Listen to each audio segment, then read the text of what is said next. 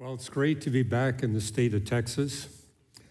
I have the misfortune of living in the state of Texas, otherwise known as California. However, it does have the distinction of being the only state in the Union that's mentioned in the Bible. You'll find it in the Song of Solomon, chapter 6, verse 11. I went down into the garden of nuts to see the fruits of the valley.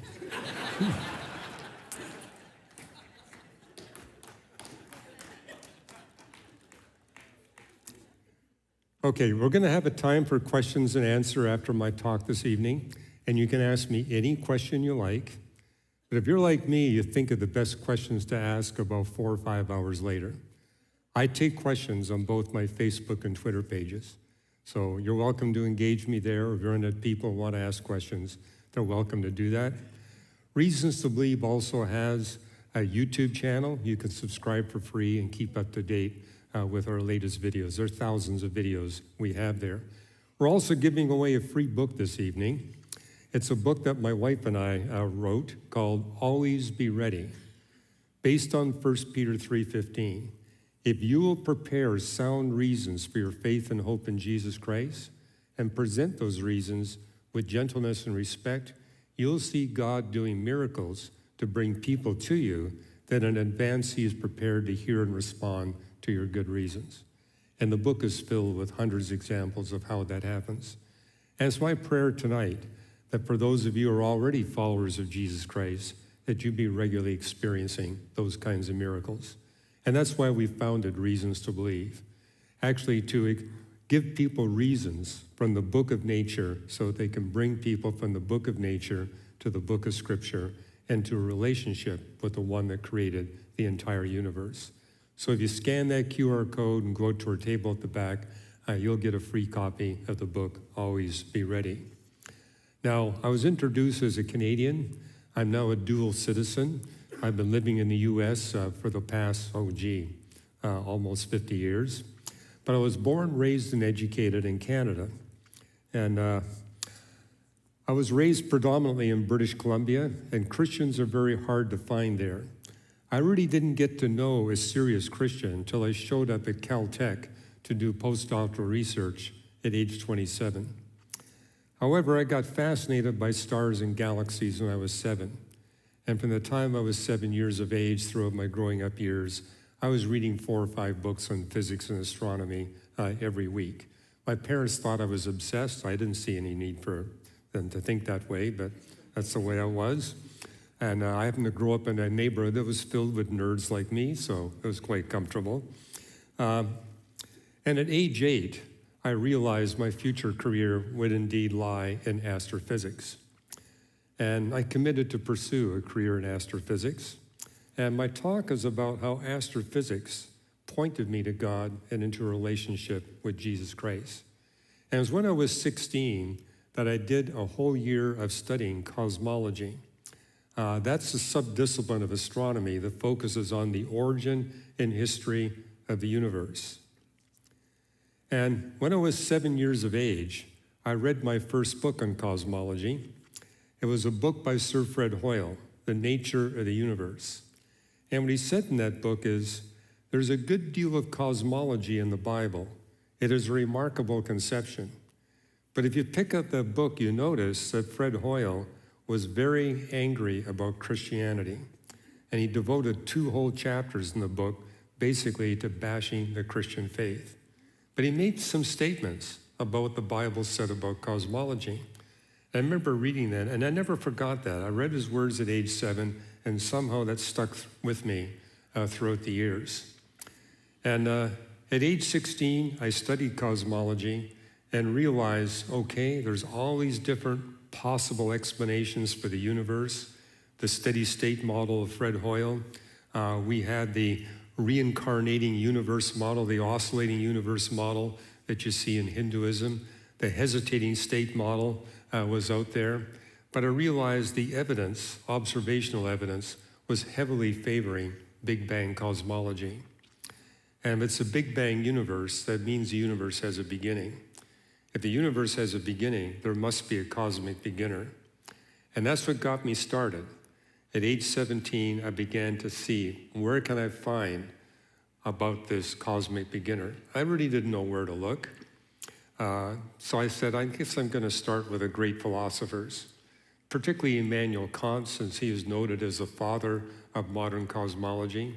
I read his critique of pure reason and said, this is not consistent with what I know to be true about the universe and the concepts of space and time. Looked at René Descartes. And the public high school I was attending was basically filled with refugees from all around the world. And so there were people from every religion in my high school classroom. And I remember being approached by some Hindus, and they said, you need to look at the Hindu Vedas. Many, many volumes. But as I began to go through them, I realized, oh, this is where the oscillating universe model comes from. You know, the core of Hinduism is everything reincarnates, and it's based on the idea that the universe reincarnates. But I read what the Vedas said. They said you get a reincarnation event every 4.52 billion years. I said, well, I know that number's wrong. I also realized the universe has an entropy measure that's 100 million times too high to permit any possible rebirth of the universe. So I put Hinduism aside. The Buddhists next approached me and said, well, show me what you got. I discovered their cosmology was borrowed from Hinduism. So I says, that can't be it. And then we had some students from Saudi Arabia in our classroom, and they said, check out the Quran. And I looked at the Quran, and I was amazed at just how vacuous it is. You read through it, there's not a lot of information in it. Very repetitious. And so why would the creator of the universe repeat himself so much? And why this appeal to kind of intellectual snobbery? I saw that in Hinduism and Buddhism as well. This idea is that you can't comprehend the meaning of life unless you're one of these esoteric intellectual people. I said, that doesn't seem to fit with what I see in the one that caused the universe to begin and designed it for life. But I found 3 different accounts of creation in the Quran, but one of them contradicted the other 2. And one of them said that the stars were closer to us than the planets. And I said, you don't need a telescope to know that's not correct. With the naked eye, you can measure, or at least estimate, the distance of the planets. And we can't do that with the stars. So the stars are more distant. I looked at Zoroastrianism, I looked at Mormonism, I looked at several other isms, and finally I said, I'm going to check out the Christian faith. Now, when I tell people I didn't really get to know any Christians till I showed up at Caltech here in the United States, I did get to see 2 Christians from about 30 feet away when I was 11 years of age. And these were 2 businessmen that came into our public school and put 2 boxes on our teacher's desk and left. But in those boxes were Gideon Bibles. And we're all invited to take one, and we wanted one. And as far as I could tell, we all took one home. Mine sat on my bookshelf untouched until I was 17. But at age 17, I pulled that Bible down and began to go through it. And I realized, hey, they only gave me the New Testament, Psalms, and Proverbs. I want the whole book. So I started off in Genesis 1 and began to go through the entire Bible. But what I realized right away, this book is different from all the other holy books. It's clear, it's direct. There isn't this appeal to intellectual snobbery. It's not repetitious. And it's very explicit in describing history, geography, and science. Moreover, it actually predicts future scientific discoveries and future historical events. And it invites subjective testing.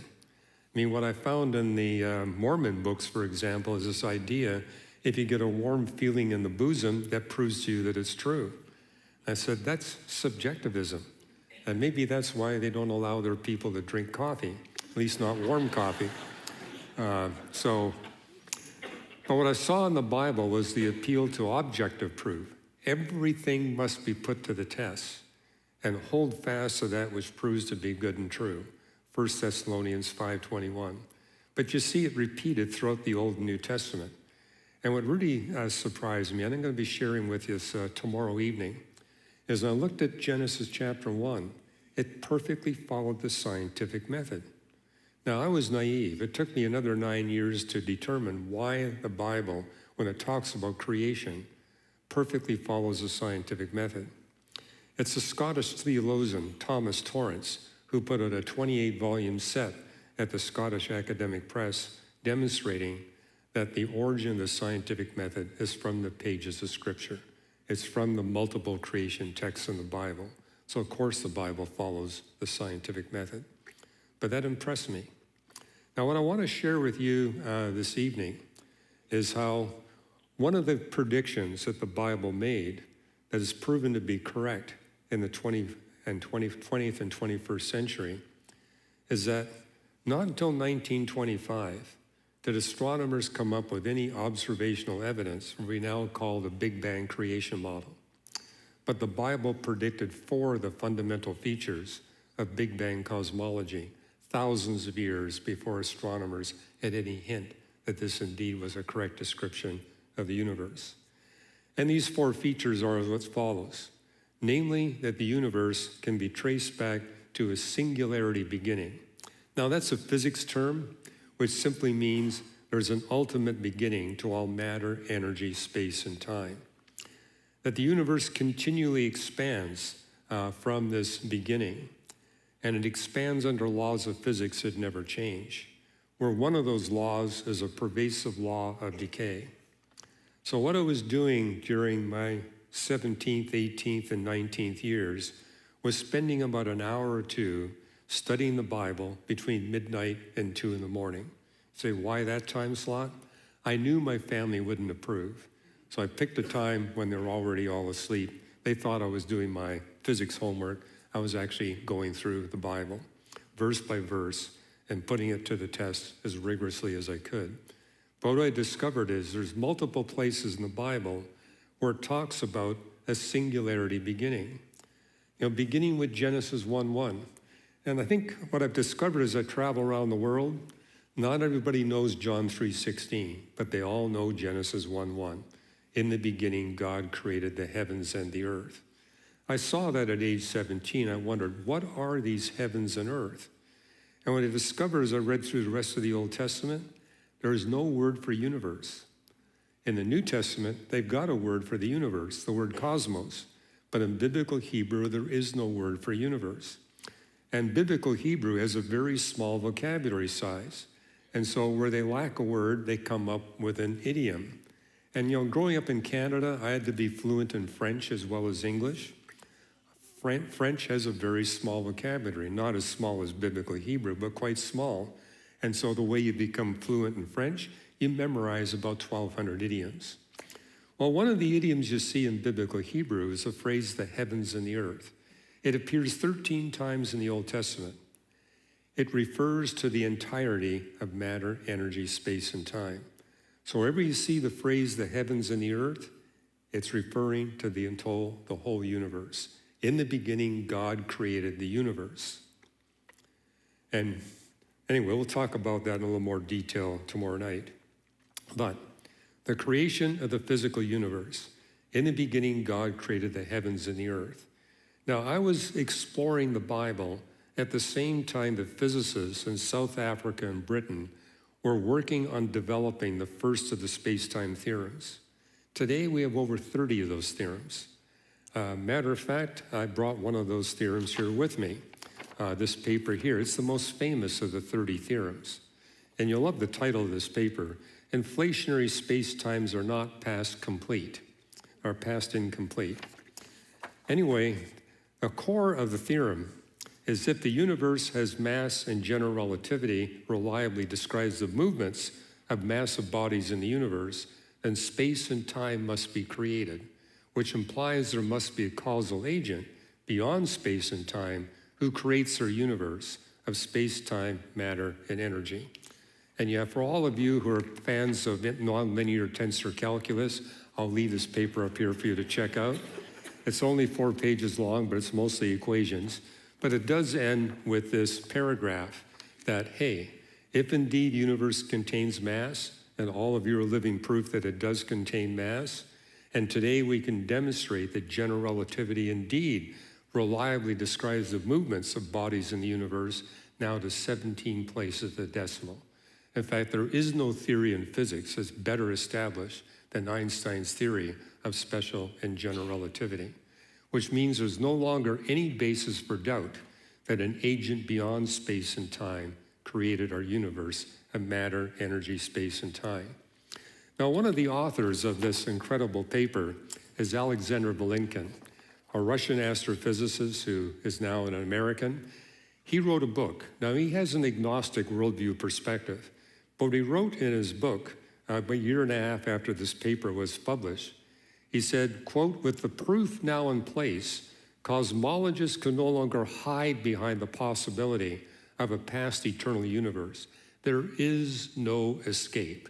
They have to face the problem of a cosmic beginning. And the problem is proof of a space-time beginning implies a causal agent beyond space and time who creates our universe of space-time, matter, and energy."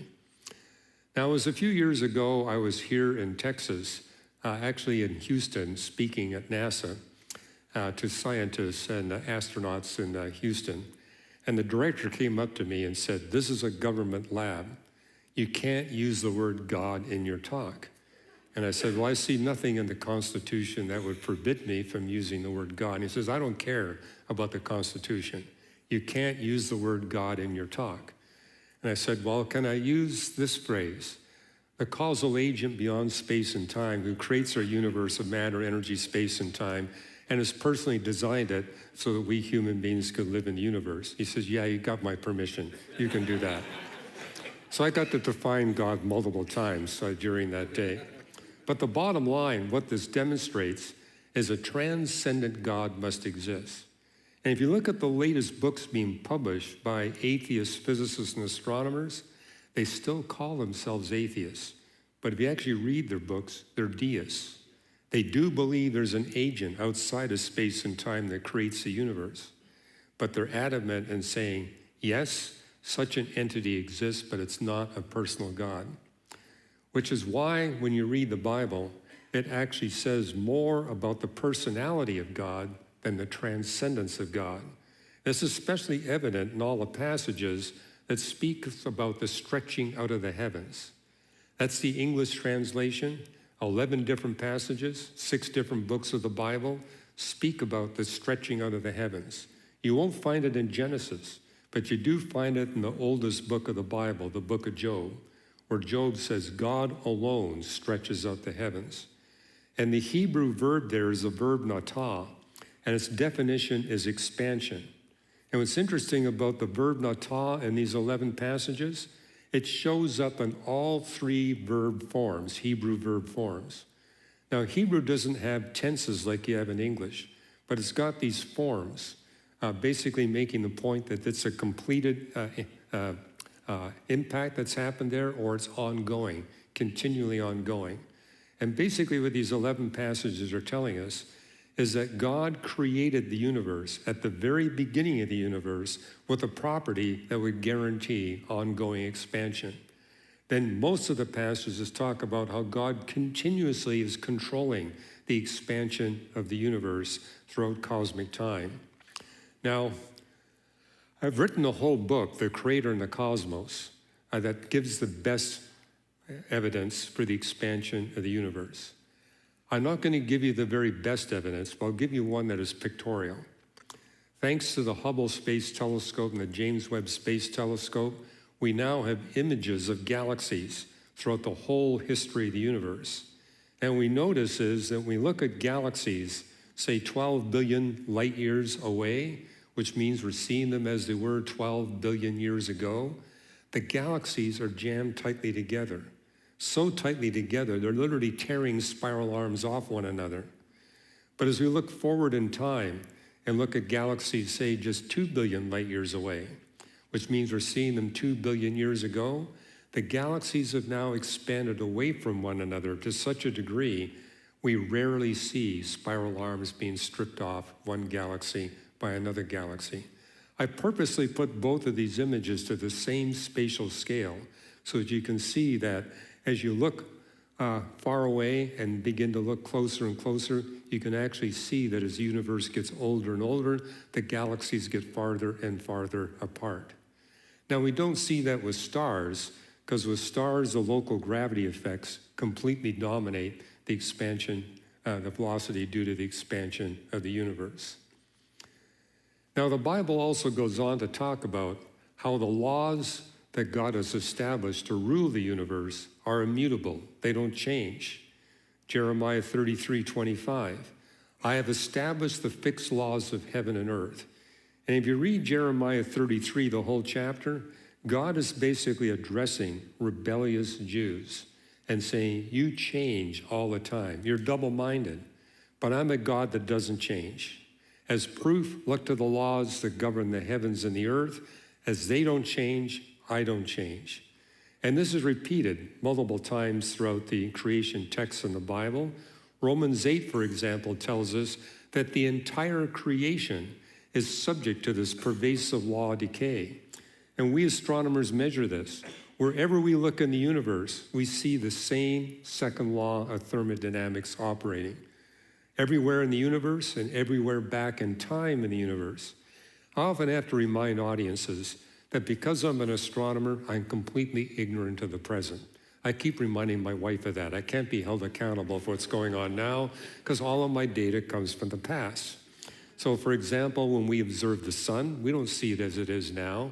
We see it as it was 8 minutes ago because that's how long it took the light to reach our telescope. When we look at the Andromeda galaxy, we see it as it was 2.5 million years ago. But we have direct access to the past. We're not inferring the past. And you can look at paleontology, and they infer what happened in the past. We astronomers directly observe the past of the universe. And one of the most amazing things is this. If God had placed us human beings any earlier in the history of the universe, light from the cosmic creation event wouldn't have sufficient time to travel along the space surface of the universe and reach our telescope. So for example, if we were put here, say 5 billion years earlier in cosmic history, we'd only be able to see the last 2/3 of the history of the universe. We'd never be able to see the light from the cosmic creation event. Same thing happens when we're put here in the future, because as we move into the near future, the universe will expand at greater than the velocity of light. And when that happens, light from the cosmic creation event will not be accessible to us. God put us here at just the right time where we can observe 100% of the history of the universe. And people often think I'm exaggerating. You mean we can actually watch God creating the universe at the cosmic creation event? I say, well, not exactly at time equals 0, but I can show you images that radio astronomers have taken that show you the state of the universe when it was 100 billionth of a trillionth of a trillionth of a second old. That's pretty close to the cosmic creation event. But we live at the one time where that's possible. God also put planet Earth at the one place in the universe where advanced life is possible, where we can actually see all the way back to the cosmic creation event. Anywhere else, you're blinded by bright objects. God made sure that he put us in a dark enough spot in the universe so we can see the whole thing. The whole creation groans, subject to its bondage to decay. What you see throughout the book of Ecclesiastes, especially chapter 1 of chapters 10 to 12, is that everything decays. No matter what you look at in the universe, it's in a state of decay. No matter what you look at in planet Earth, it's in a state of decay. Look at the home you live in, it's in a state of decay. Look at your backyard, it's in a state of decay. Look at your loved ones, they're all in a state of decay.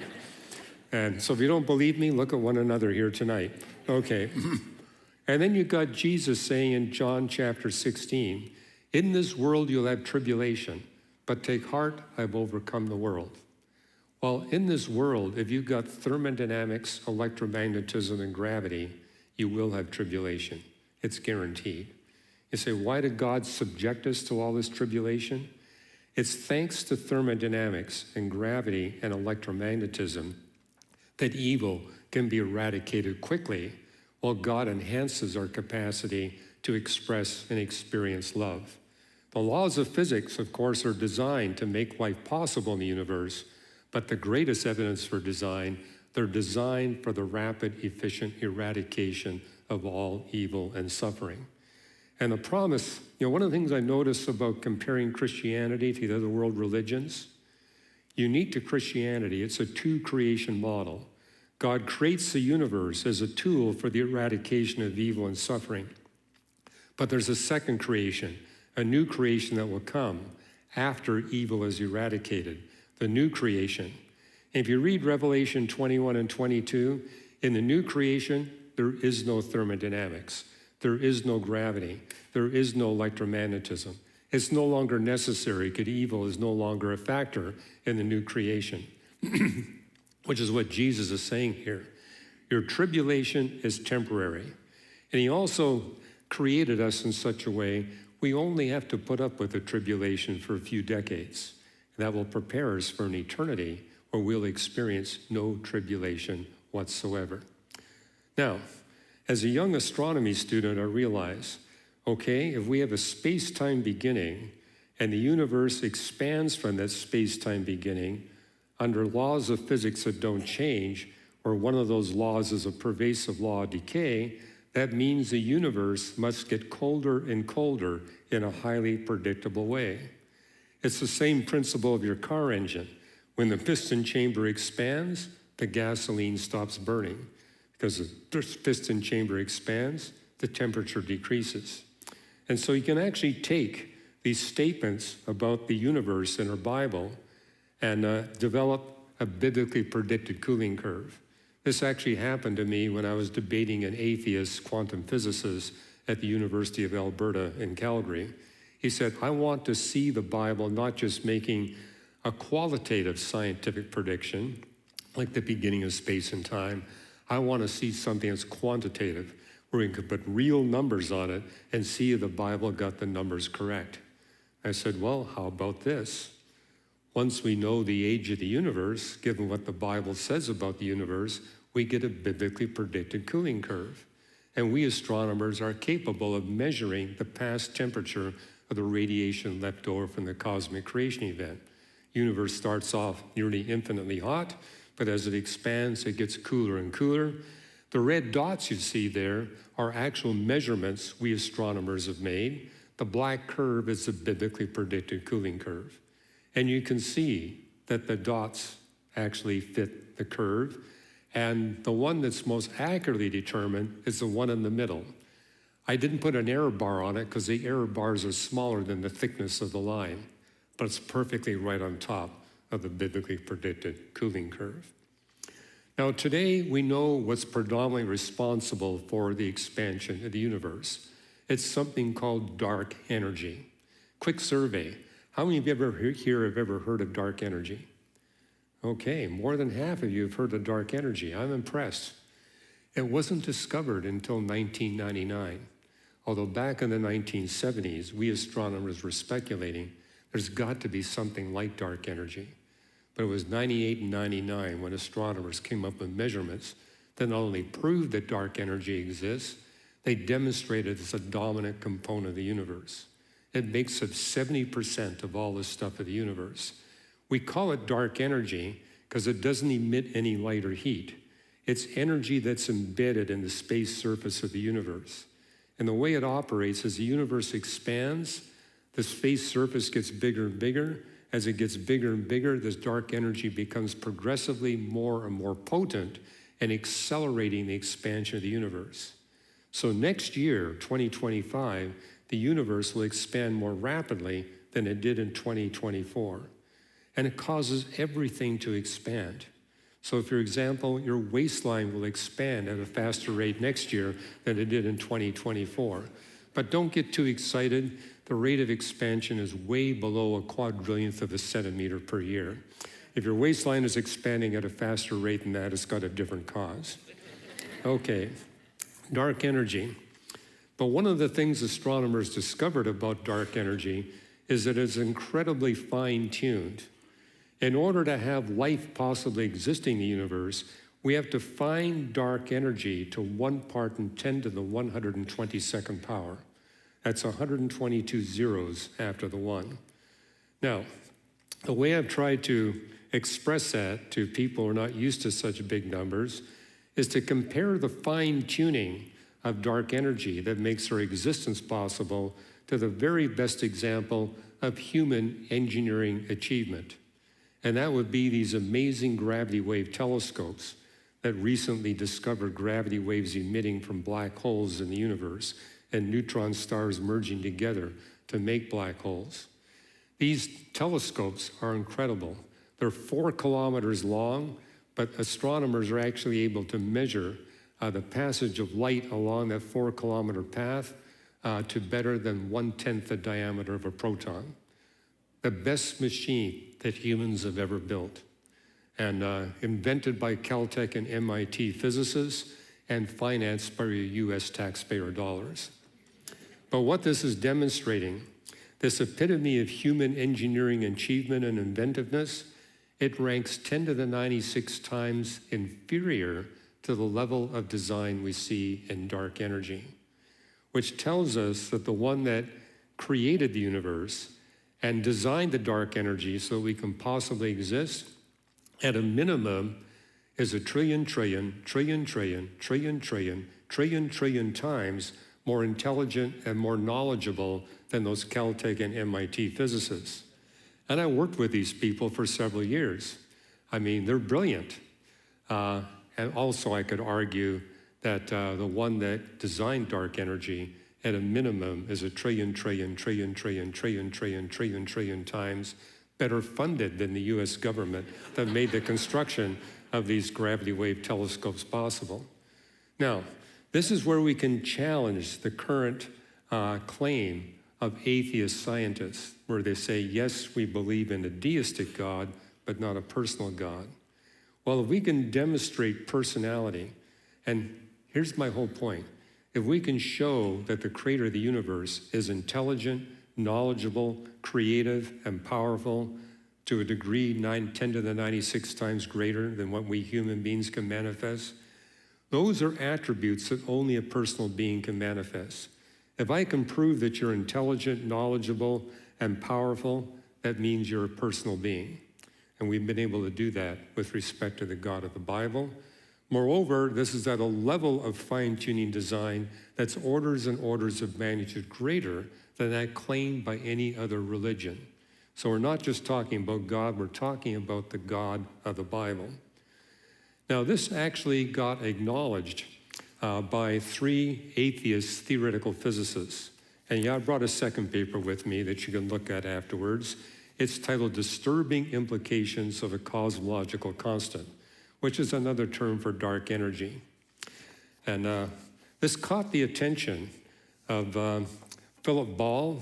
He's also an atheist theoretical physicist, and for many years he was the physics editor for the British journal Nature, which ranks as the most prestigious science journal in the world. And so he wound up writing a piece, and by the way, it's now public. Anyone can read it for free.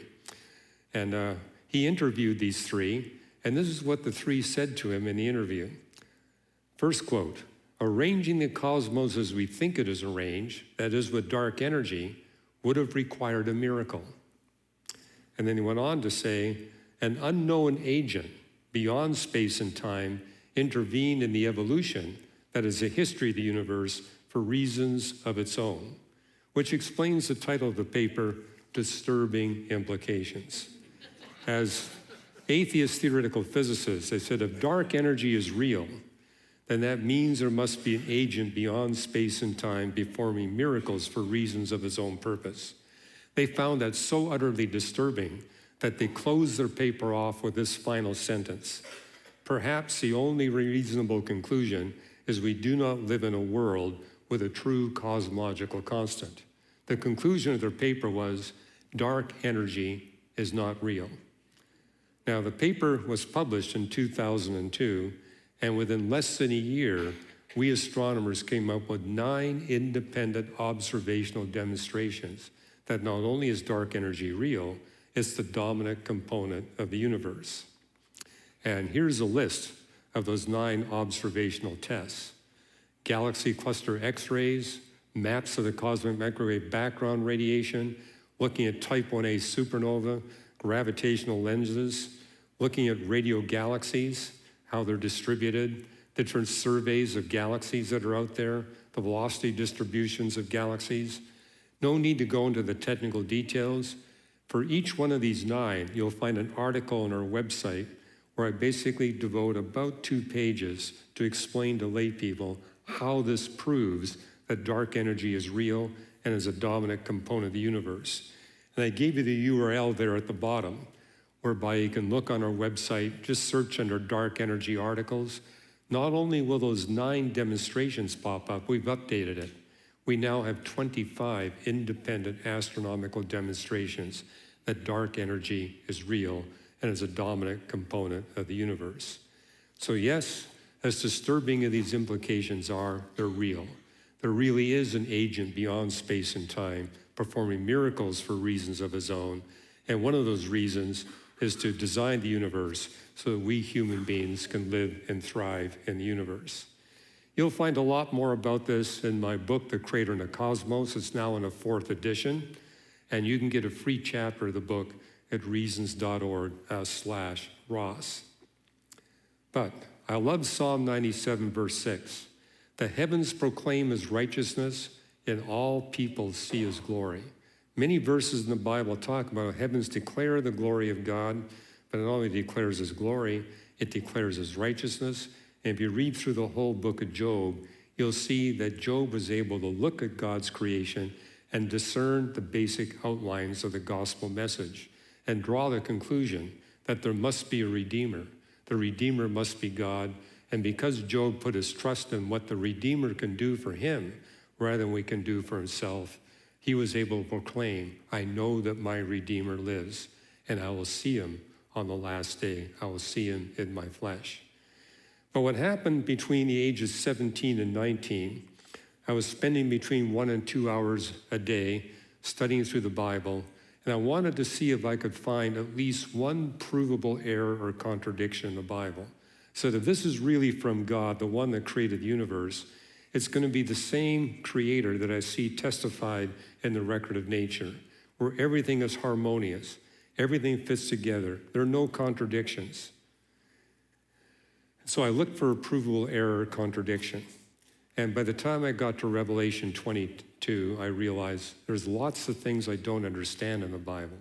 But what I do understand, I cannot find a single provable error or contradiction. And what I found instead were over 200 places in the Bible where it accurately predicted scientific discoveries. In fact, I was sharing with some of your pastors here this afternoon about a few of those discoveries. I'll share a bunch more tomorrow evening when I speak. You already heard some today, how the Bible actually predicts fundamental features of Big Bang cosmology thousands of years before astronomers discovered them.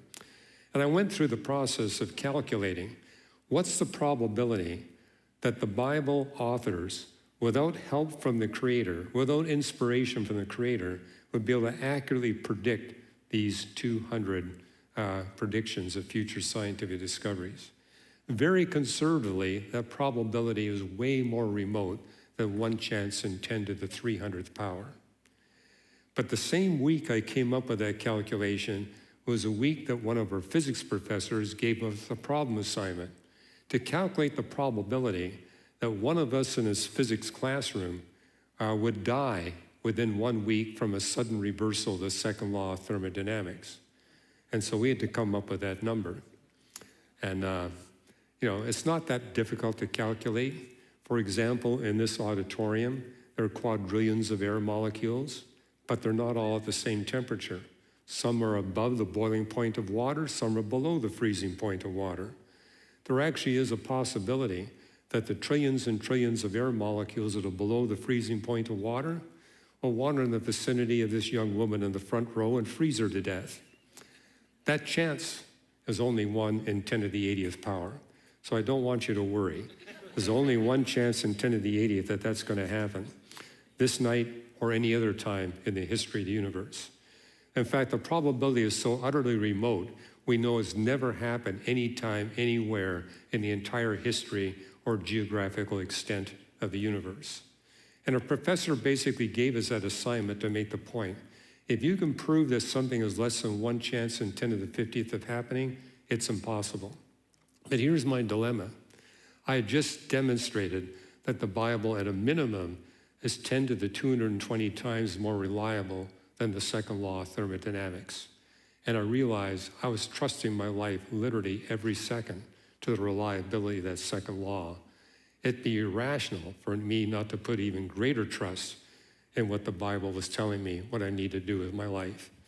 And I want to give credit to the Gideons.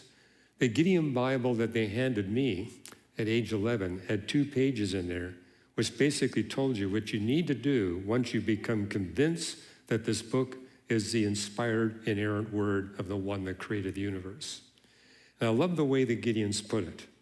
They said, all of us have a law that's been written on our heart by the Creator, a law that basically gives us a moral standard to live up to. And we notice about that law that's written on our heart, if we violate it at the slightest, we feel convicted. And the Gideons basically explained that's proof that God does not grade on a curve. He demands 100% perfection in the way we live our lives. And none of us has that. But they also made the point, as Job made, God is so powerful, so loving, and so knowledgeable that he's able to do for us what we can't do for ourselves. And because of his great love, he has provided a way that we can be delivered from our inability to live a perfectly moral life, and by that means actually enter into a relationship with the Creator. And the Gideons don't let you off the hook. They got a place for you to sign your name and date it, committing your life to Jesus Christ. And I remember it was 1:07 in the morning in August 6th that I signed my name in the back of the Gideon Bible, committing my life to Jesus Christ. And immediately realized I was committing myself to share my Christian faith with other people. And so I began to look for opportunities to share my faith. And I remember meeting my physics lab partner, brilliant young man. And he says, Hugh, I can tell you've got something important you want to talk to me, but please let me speak first. I've been going through a lot of struggles in my life that I've been keeping private from everybody. I need to talk to somebody. I need to talk to somebody who knows something about God. You know anybody on this campus who knows anything about God? That led to a 4-hour conversation. And that's basically what's in our book, Always Be Ready. If you're ready, God will provide you with those kinds of opportunities.